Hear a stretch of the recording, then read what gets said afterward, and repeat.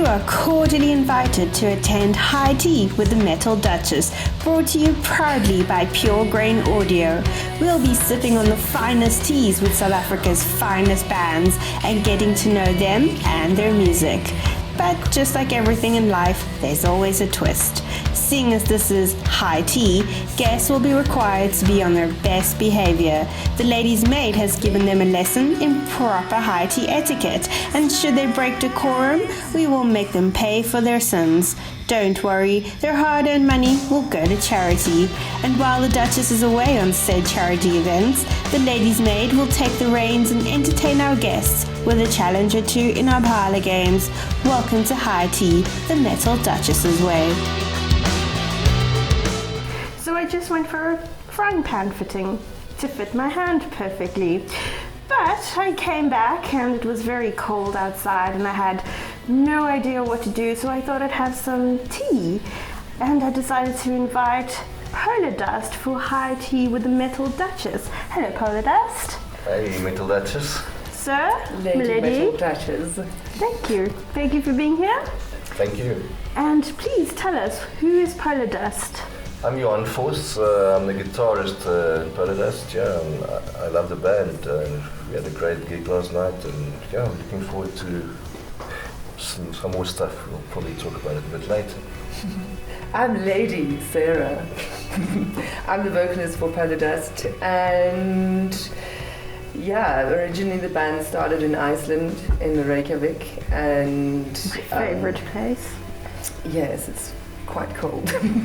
Like my heart. Ice cream. Yeah, and eventually I moved back to South Africa and continued the band. I've had about 7 to 8 different versions of the band, meaning like different people coming and going, and yeah, at the moment Johan's been with us the longest. Do you want to elaborate on moving from Iceland to South Africa to finding band members that fit your sound? Like, it was pretty easy finding people in Iceland because they're quite odd, like myself. And here, back in South Africa, obviously I picked all of them up at the Red Room mostly. So the Red Room is a place where metalheads and goths and former goths and alternative people go and have a good biggie time. on the dance floor. And a biggie on the dance floor. Yes.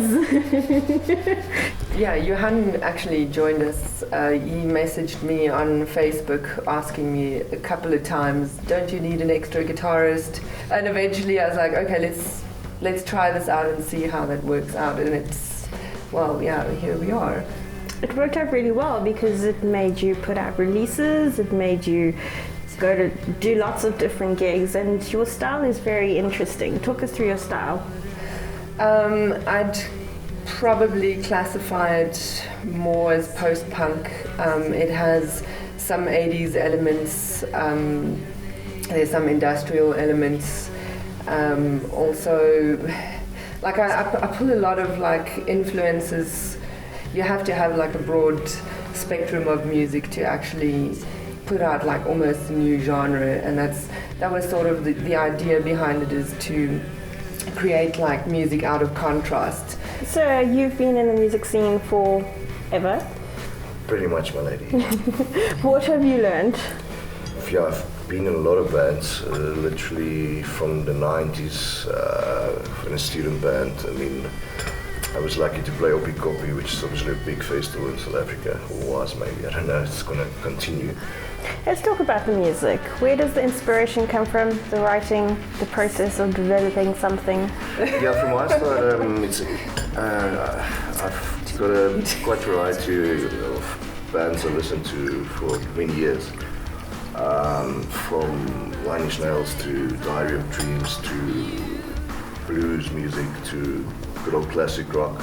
So as a guitarist, you obviously like a little solo here and there. So yeah, I think it's just an amalgamation of different genres through the years, and you try to create something from that. And for you, the writing and the lyrics?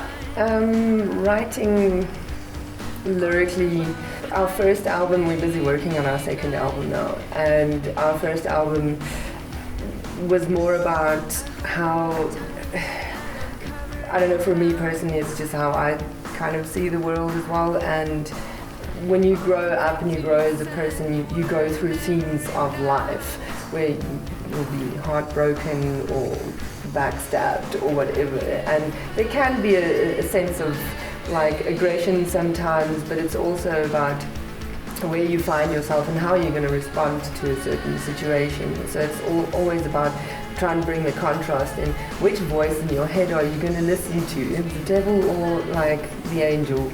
You know, and based on that you'll make your decision of what your gut tells you to do. So lyrically I pull from there. Sometimes, I don't know, like I quite like pirate stories. Like, so I've written one song where it's about someone who's lost their love at sea and they're still waiting for him because they don't know what happened to him. There's like a point where you don't really actually know, like life is never what it seems. PureGrainAudio does like stories because your music video is in a trilogy. Talk me through that. I believe it took 2 years in the making. Yeah, the concept started with Jackie Oldfield, who came up with the idea of you'll see the band performing and then afterwards the lead singer, well me in this case, like gets kidnapped and taken to a place in the middle of nowhere and is now subjected to like harsh religious rules and everything and has to be baptized, and eventually like I developed Stockholm syndrome. We shot it in the middle of winter as well, so there was a lot of hurry up and wait and people waiting out in the cold, and yeah, I even had to wash clothes like outside in cold water, but you know, method acting pays off at the end. You know, the pain was real. Let's talk about the music scene in South Africa. What are your thoughts on it at the moment, as it is? I think if you do anything with conviction, you'll get noticed. If you work hard at what you do, you could even create a whole new platform. So we could technically fit in anywhere, but a lot of people don't know what to do with our sound. So far I've been trying to scout other bands to sort of play with us at shows, and it's actually been working out quite well. So now it kind of gives hope to other people out there who's also doing something different. Maybe they don't feel like they're fitting in anyway, and yeah, so they kind of like joining our bandwagon now. I don't know if it's going to grow, but obviously we're looking like to have a more of a universal overseas crowd as well. What are some of the bands that you work closely with? We've been working with No Friends of Harry, No Friends of Harry was a huge 80s post-punk band, and they travelled the world and everything. So they were quite well known in South Africa. And their bassist moved to the UK, so now they've created a new... the remaining members just carried on making music, but under the name of Momo. They're also bringing out a new album, and we're going to be warming up the stage for them. So then there's also F-Spot. F-Spot is something in between Massive Attack and Radiohead, which is... and like the vocals are really good, and it's not a lot of times where you hear vulnerability in male South African voices. It's either very aggressive or very, you know, like Nickelback, that kind of stuff. So I'm pretty sure that's a rand in the T-pop we were mentioning some bands such as that. Favorite band, my lady. I was like, I didn't do anything wrong. I was like, why did I? We do not talk of Nickelback. I believe it's a donation. Yeah, gladly. Let's talk about the touring bit. How far and wide have you toured? Yeah, we did Cape Town last year, which was, it was a short little tour, but so we played 3 shows, I think. It was good. That's pretty much it. But we want to do more touring, maybe like Bloemfontein and smaller places. I think we just want to get the word out about our band. Have you got any weird tour fan stories? I think it was also down in Cape Town. We were watching Lithium play, and then all of a sudden this woman just turned around and slogged me. We had just played before Lithium, and then I was just watching the band, and then she turned around and she saw me, and she just like, ah! And then she slogged me. Have you got any other things in the works right now until December? Yeah, it sounds like in September we're going to open for Momo's album launch. After that, I think we will have to take a break. We need to finish our second album. We've recorded quite a few songs now, but there's a little bit of work. It's quite a process to lay guitars, layer it. Yeah, half of the album's basically recorded. We just need to finish the other half of the writing kind of still. So, but yeah, I think we just need to play less shows now and just concentrate on that. And for last night, for example, we played quite a few songs off the new coming album, and it was very well received, really quite positive to which we're going. I might be doing a bit of a collaboration with In Misery. The song's already written, we just need to lay the vocals down now, so that'll be like a guest artist performance. And, In Misery has been going for years, and they've obviously know a lot of what's happening in the scene. Have you picked up anything from them? I helps playing with a guy like Leon. He's a serious good drummer, so it's quite inspiring. Do you have any last words for your new fans, old fans, current fans? Have a look on YouTube. We have some pretty exciting music videos. Watch this space. Yeah, from my side as well. Keep your ears open and the hearts and the souls. We might surprise you with some interesting songs. Thank you very much for having high tea with the Metal Duchess. Thank you. And we'd love to have you over again.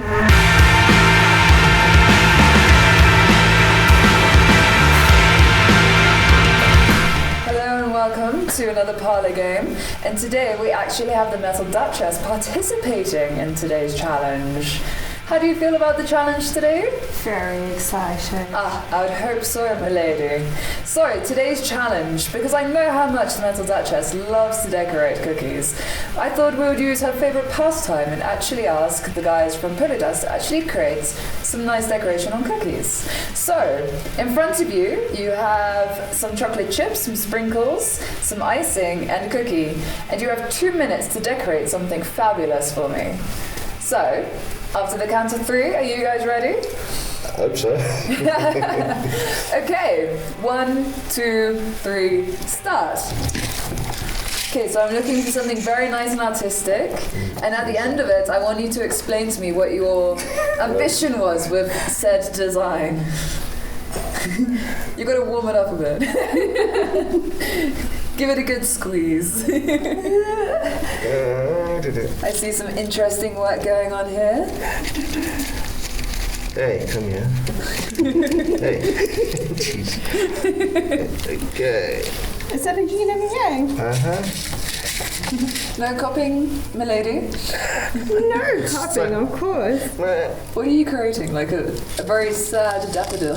Are you skipping through Straight the up my heart right now. Oh, at the end there, we're already on to some very intense decorating. Oh, you still got some time? Yeah. If I were you, I'd just fill in some of it. Clever you. There we go. Thanks for your expertise. I didn't say anything. We've got You're 1 not minute left on the clock, supposed to people. 1 help. minute left on the clock.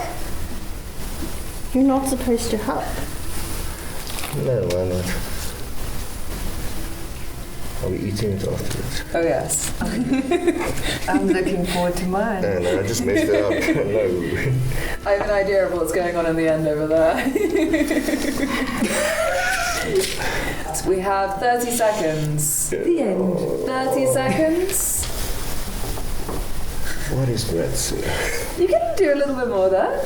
Come on, man. Okay, 3 seconds. 20 seconds left. 20 seconds. That is a lot. That is. Jing.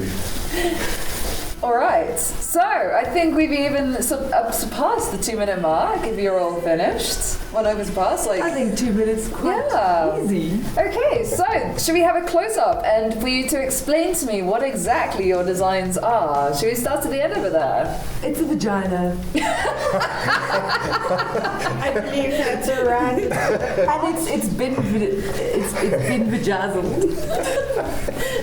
I see you've literally gone for like everything of that. Yeah, and it's all natural. And it's easy to find. Next up we have the Metal Duchess. What have you created here? It's a flower. Not bird poop. How dare you? It's certainly very interesting. What was the ambition here with the glitter? I just wanted to use glitter because sparkle, sparkle. Fabulous. And what have we got on the end here? It's a really weird shaped yin-yang sign, which is interesting. It kind of looks like you're trying to copy the first one, but you don't understand. It's a bit of a Jackson Pollock miscreation. Yes. I mean, it's certainly very... It's certainly very interesting. Like, I can definitely tell the yin and yang aspect of it. I still think you could have done a lot more with it, though, sir. You could have achieved a little bit more. You could have filled in some of it to fully complete the yin-yang design. Yeah, but I do understand the design, so congratulations. Thank you. And congratulations to you all, but I am going to have to choose a winner.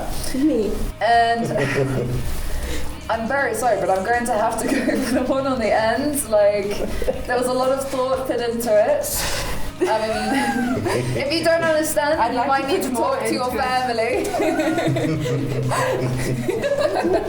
And on that, your prize. Congratulations. Would you like to open your present? Yes. And the prize is yet again doing the dishes for us. Thank you guys very much. And before we close, my dream. And to close it off, would you guys like to eat your biscuits for the camera to celebrate your creative designs? Today I shall eat my own vajayjay. Cheers, sir. Delicious. Yes, I'm on a diet. I've declared. You don't want to eat your own flour? No, clearly not. I'm on a diet. All right, and that is the end of the parlor games for this episode. Thank you very much for joining.